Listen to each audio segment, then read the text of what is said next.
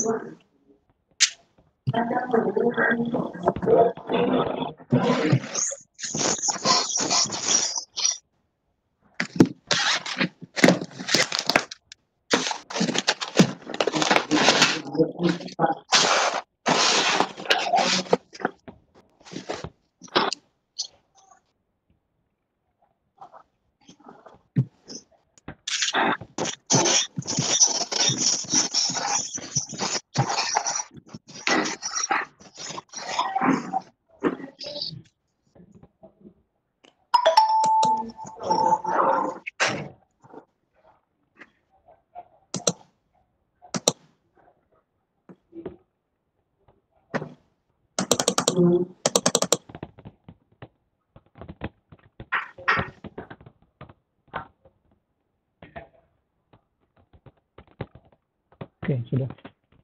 Assalamualaikum warahmatullahi wabarakatuh. Waalaikumsalam warahmatullahi wabarakatuh.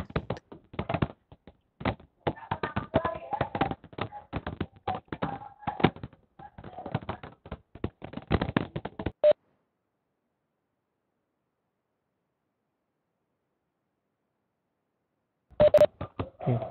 Eh,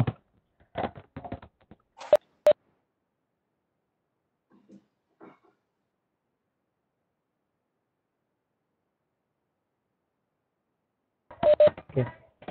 Kalau gitu mulai saja. Sebelum kita mulai, buat kalian kan untuk menghemat paket data bisa di off aja kameranya dari sekarang. Apa? Menghemat paket data bisa di off kan kameranya sekarang. Apa?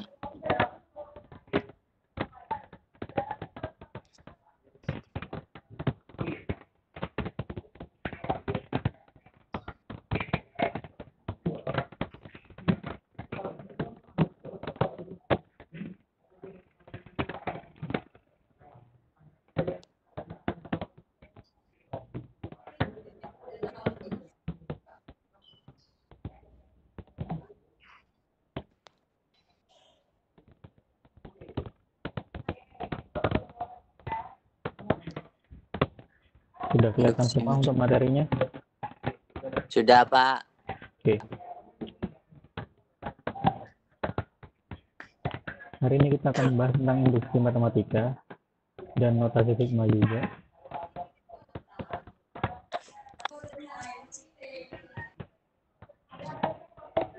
Ya, induksi matematika kita bagi menjadi 3. Ada berupa barisan, ketidaksamaan, dan keterbagian. Nah, ini adalah prinsip dari induksi matematika. Nah, yang perlu kalian pahami gampangnya cukup ini saja.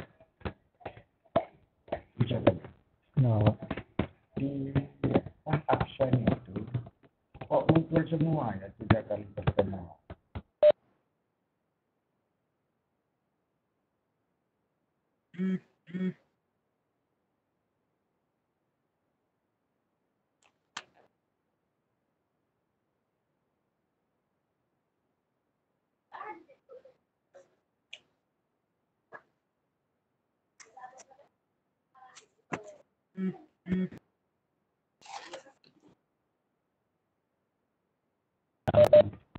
oke, kita lanjut ya. Ya, jadi untuk prinsip induksi matematika itu fungsinya adalah untuk membuktikan kebenaran suatu pernyataan.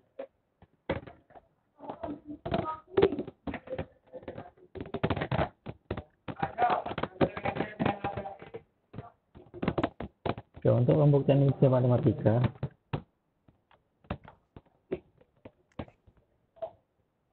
nah di sini kelihatan bisa dibaca sendiri, tapi intinya cuma yang ini saja. Dari 1, 2, 3 dan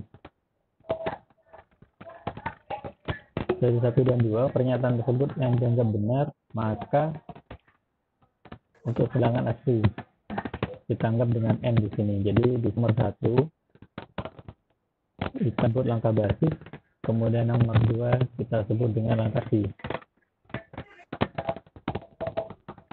Nah, yang disebut dengan langkah basis ini kita menentukan nilai untuk n sama dengan a sama dengan 1. Langkah induksi kita menentukan n sama dengan k, kita anggap sebagai kebenaran. Sedangkan yang n sama dengan k plus 1 kita anggap benar. Tapi ini tentunya merujuk pada n sama dengan k. Nah, untuk pembuktian induksi tingkatnya seperti ini tadi. Hanya saja untuk n sama dengan 1, ini tidak selamanya menggunakan angka 1. Jadi misalkan nanti ada a itu lebih dari 2, berarti nanti nilai a itu bisa saja kita mulai dari angka 3.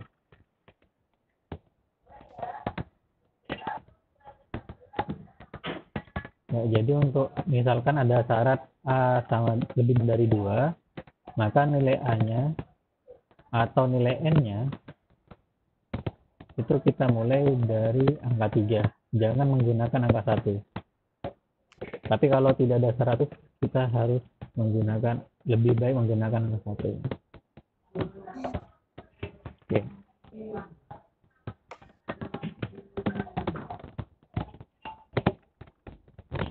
Lanjutkan ke slide berikutnya.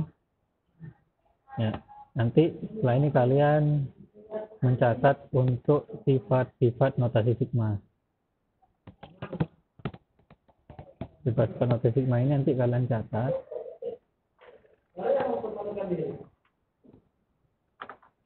Di buku tulis kalian. Untuk buku tulis matematika kita cukup 1 saja.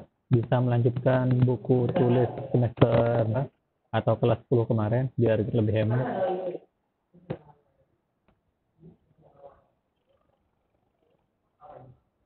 Yang punya buku paket bisa buka halaman 7 dan 8. Itu sudah lengkap untuk catatannya. Nah, sifat-sifat notasi sigma. Kita mulai dari yang nomor 1.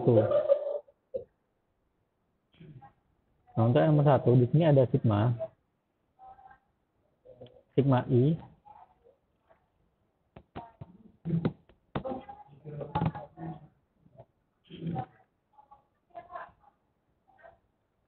Ya, di sini ada sigma i. Itu sama dengan 1 sampai dengan n. untuk UI. Jadi nanti kita mengganti semua huruf I dengan angka 1 sampai dengan N. Ya, kita simbolkan N karena kita tidak tahu batasnya sampai berapa. Jadi di sini misalkan ada U, maka berubah menjadi 1, 2, U3 sampai dengan UN. Oke, kita lanjut.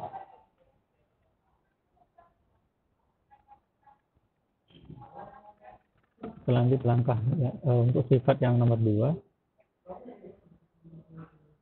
Di langkah atau sifat kedua, di sini hanya perbedaan simbol saja. Jadi jika di sini I, maka yang berubah hanya I saja.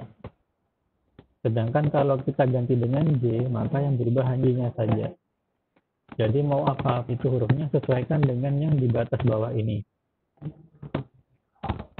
Ya, di batas bawah, ini batas atas.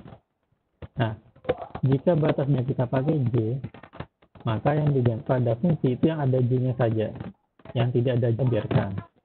Itu untuk notasi sigma. Kemudian untuk yang sifat ketiga. Ya, di sifat ketiga, yang perlu kalian adalah yang C ini. C ini kita simbolkan untuk konstanta. Jadi, kalau bertemu konstanta saja, tidak ada huruf I, seperti di sini untuk batas bawahnya, maka konstanta cukup dikalikan dengan N. Sehingga hasilnya adalah Cn. Karena C dikali N, konstanta dikalikan N. Misal, kita punya I sama dengan 1 sampai 4. Di sini hanya ada angka 10. Berarti di sini 10 cukup dikalikan dengan 4 saja. Sehingga jawabannya adalah 40. Seperti ini. Untuk sifat nomor 3. Oke, lanjut yang nomor 4. Nah, di sifat nomor 4, kita hanya merubah posisi saja. Jadi di sini ada sigma I sama dengan 1 sampai dengan N untuk CUI. Berarti konstantanya kan C. Nah, konstanta C ini boleh kamu pindah ke sebelah kiri dari notasi sigma. Jadi yang awalnya ada di sebelah kanan sigma bisa dipindah ke sebelah kiri sigma. Ini hanya pemindahan saja. Jadi kalau ada sigma,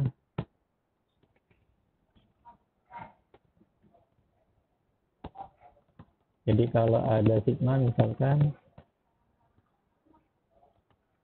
sigma I sama dengan 1 sampai 4. Di sini ada 4 I pangkat 2 misalkan. Berarti boleh kalian tulis menjadi 4 sigma I sama dengan 1 sampai 4 untuk I pangkat 2. Ini untuk sifat keempat. Kita lanjut ke yang nomor 6. Nah, di sifat nomor 5 yang kita gunakan adalah sifat distributif. Kalau kita misalkan punya A dikalikan dengan B plus C, berarti boleh kita tulis menjadi BA ditambah CA. Didapat dari A dikalikan B dan A dikalikan C. Dapatnya BA dan CA. Nah, ini juga berlaku pada sifat nomor 5. Berarti ini sigma dikalikan ke U dikalikan juga ke V. Sehingga di sini punya sigma U dan sigma untuk V. Simbolnya tetap untuk penjumlahan atau pengurangan. Tinggal ditulis ulang.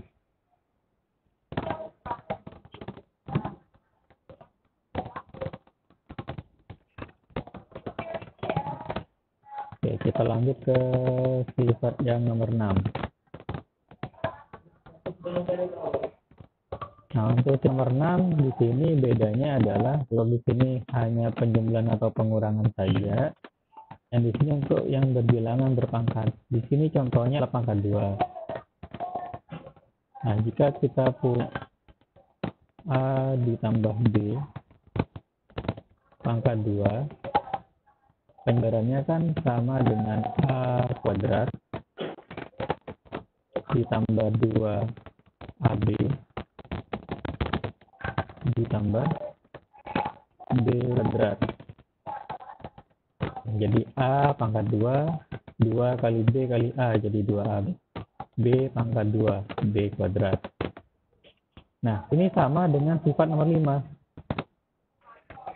Berarti nanti A kuadrat dapat sigma. Seperti ini. Nah, dikasih sigma. 2AB.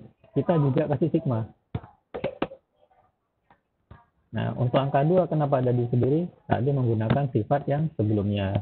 Dimana kalau konstanta boleh diletakkan di sebelah kiri. Nah, yang ketiga adalah B kuadrat. Karena B kuadrat ini bisa kita beri sigma juga. Sehingga sigma untuk V kuadrat. Kalau di sini V kuadrat. Oke. Berikutnya nomor 7. Kalau diurutkan berdasarkan tanggal nggak ada.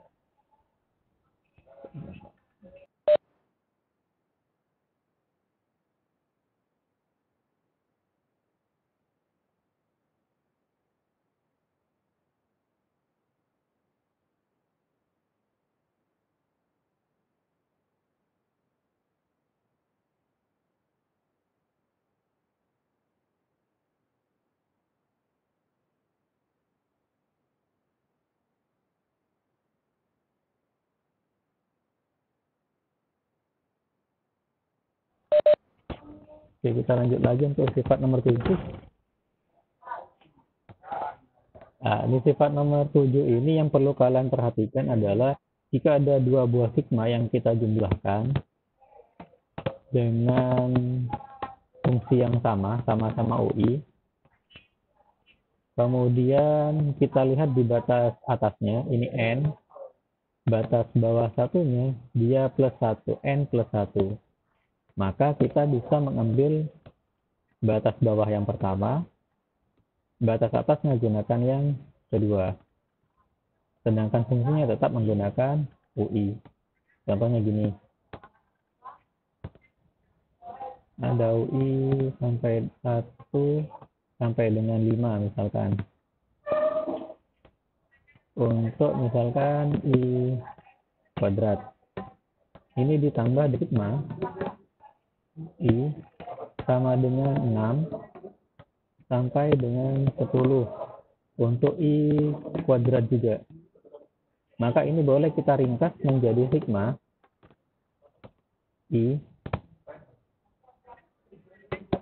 I sama dengan 1 sampai 10 untuk I kuadrat.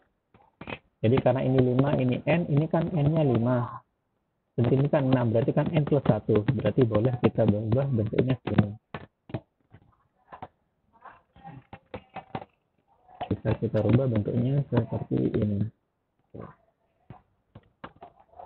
Ini untuk sifat yang ke-7. Kita masuk ke sifat yang nomor 9.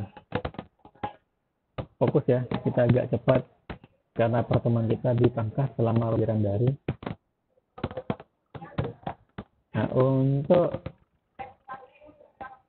sifat yang ke-8, di sini kita akan diminta merubah suatu sigma. Misal, kita punya batas bawah di sini 1. Kemudian, kita suruh merubah ke batas bawah 0. Atau bisa juga kita disuruh merubah ke batas bawah menjadi 2. Nah, sekarang kita akan mencoba jika ada sigma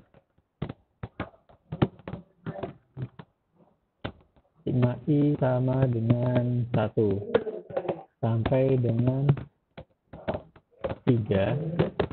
Untuk misalkan di sini adalah I saja. Berarti kalau misalkan disuruh rubah Misalkan harus dirubah ke sigma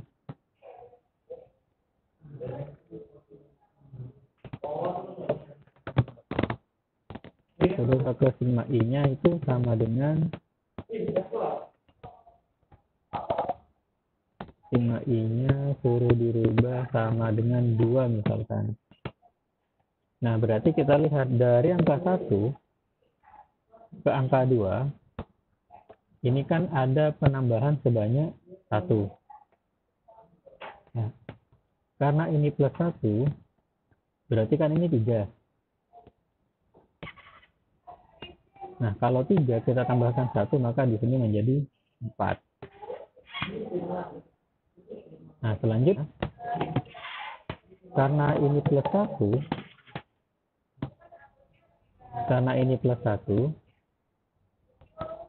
berarti untuk i-nya sesuai dengan rumus, kalau ditambah, berarti i-nya dikurangi.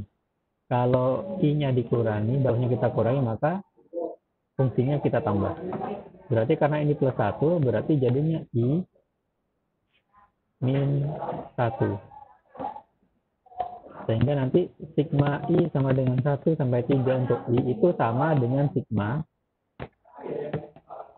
i sama dengan 2 sampai dengan 4 untuk i min 1. Ini. Kalau contoh pengerjaannya kurang lebih ini. Cara membuktikannya apakah benar atau tidak. Kalau i-nya sama dengan 1 sampai dengan 3,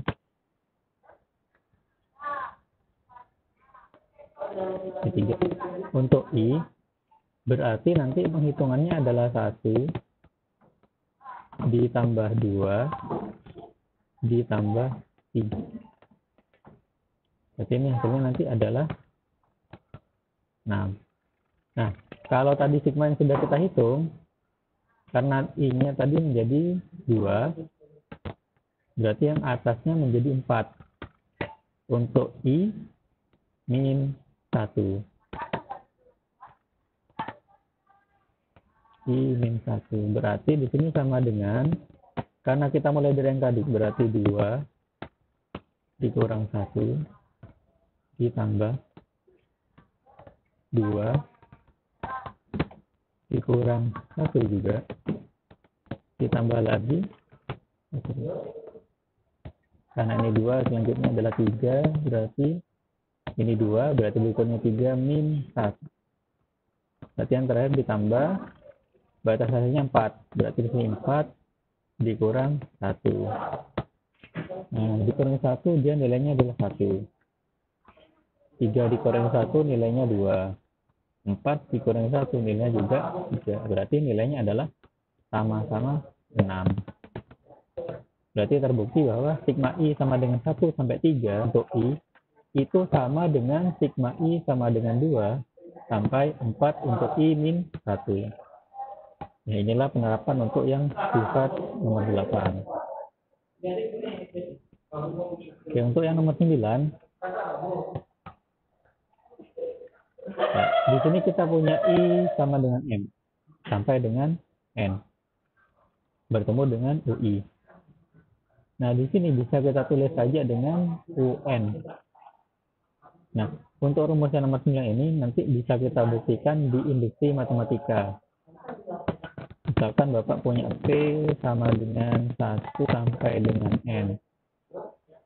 Di sini misalkan untuk P saja. Nah, berarti ini bisa kita simpulkan sementara misalkan untuk UN. Nah, nanti kita akan buktikan dengan induksi matematika. Akan kita buktikan dengan induksi matematika. Apakah benar kalau ada sigma P sama dengan 1 sampai dengan N untuk P, nanti bisa kita buktikan apakah benar dia sama UN di induksi matematika nanti. Nanti kita buktikan. rumus ini. Nanti tapi pembuktiannya pakai induksi matematika. Nanti kalian juga akan mencari untuk yang P-nya bernilai kuadrat. Jadi ada sigma juga nanti. E sama dengan 1 sampai dengan N untuk P kuadrat. Ada juga nama P sama dengan 1 sampai N untuk P sama juga nanti. Nanti yang akan kita buktikan di induksi matematika di pertemuan berikutnya. Yaitu 9 sifat dari notasi sigma. Nah,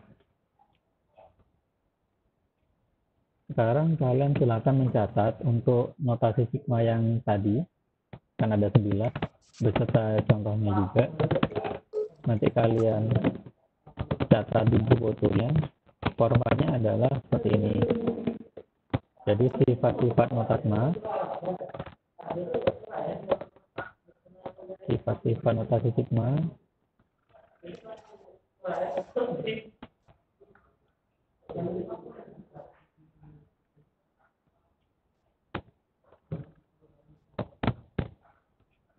sifat-sifat notasi sigma kamu tulis di bukunya, tulis 19 dulu, baru nanti kalian berikan contohnya dari sifat 1 sampai 9. Masing-masing satu saja, sebanyak-banyak. Nanti di setiap halaman kalian harus menyertakan yang namanya identitas. Jadi kalau kalian menuliskan di buku halaman 1 dan halaman 2, maka identitas ini harus ada di halaman 1, ada juga di halaman ke-2. Begitu juga dengan halaman ke-3 dan 4. Bahkan sampai 4 halaman kalian mengerjakannya. Berarti nanti identitas juga ditulis di sini dan di sini. Sehingga nanti kalau misalkan nanti kalian foto, nah ketika difoto Bapak melihat ini tugasnya milik siapa. Selain dari daftar nama yang dikirim kalian nanti. Misalkan nanti HP kalian resolusinya bagus untuk fotonya, bisa langsung 2 halaman gini gak ada masalah. Yang penting ketika Bapak zoom nanti gak pecah. Tapi syaratnya adalah untuk upload itu 1 MB maksimal. Gak boleh lebih dari 1 MB.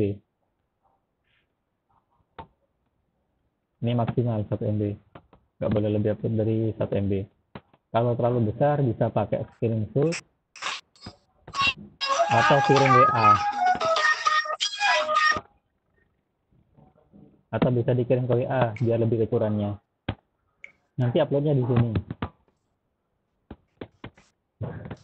Ya, bisa di s.id/up_mtkw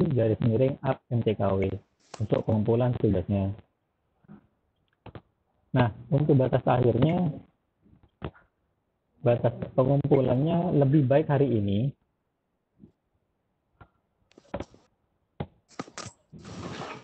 Lebih baik hari ini, tapi maksimal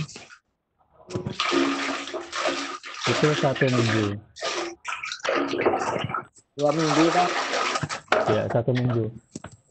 Jadi maksimal 1 minggu. 1 minggu ini ketemu pertemuan berikutnya. Jadi nanti ke 1 hari apa, maka itu dianggap 1 minggunya. Ya. Itu untuk masalah pengumpulan tugasnya. Tapi yang mengumpulkan hari ini nilainya jelas lebih tinggi daripada hari-hari berikutnya.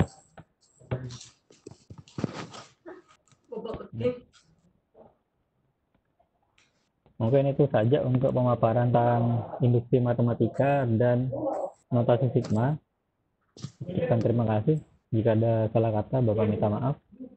Untuk video-video pembahasan ini bisa kamu cek di sini. Ya.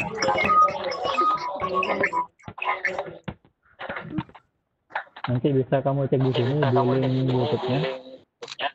Untuk video yang kita bahas pada hari ini juga akan Bapak upload, jadi kalian bisa lihat pembahasan-pembahasan dari kelas-kelas yang lain dan kelas kalian sendiri. Mungkin itu saja dari Bapak. Yusuf. Jika ada pertanyaan bisa lewat WA saja.